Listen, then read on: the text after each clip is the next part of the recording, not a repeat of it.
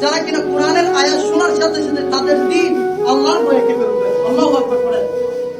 রহমানের বান্দার সর্বশেষ 12 এবং সর্বশেষ গুণাবলী হলো, আল্লাহ তাআলা বলছেন রহমানের বান্দা হলো তারা যারা কিনা নিজেদের স্ত্রী এবং সন্তানদেরকে সত্যসতীর গাড়ি দেখতে চায় এবং আল্লাহর কাছে নেককার স্ত্রী সন্তানাদি পাওয়ার জন্য আল্লাহর কাছে দোয়া করে। সুবহানাল্লাহ পড়ে।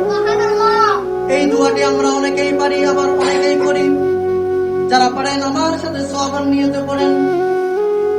রহমানের বান্দারা আল্লাহর কাছে দোয়া করে, ওয়াল্লাযীনা ইয়াকুলুনা রাব্বানা হাব লানা মিন আযওয়াজিনা ওয়া যুররিয়্যাতিনা কুররাতা আ'য়ুনিন ওয়াজ'আলনা লিল মুত্তাকিনা ইমামা। এই দোয়াটি আমরা অনেকেই করি, কিন্তু এই দোয়ার মধ্যে কি বলা হয়েছে, কি আছে এটা অনেকেই জানেন না।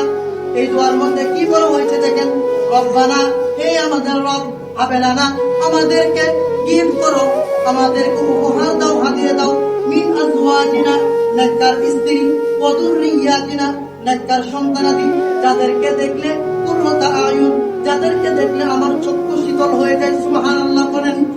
এবং আল্লাহ তাআলা বলেন, তারা আরো দোয়া করেন, ওয়াজআলনা লিল মুত্তাকিনা ইমামা।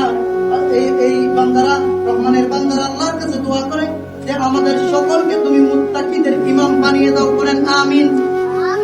এই 12টি গুণে গুণান্বিত হবে যারা। আল্লাহ তাআলা কি বলতেন শুনেন।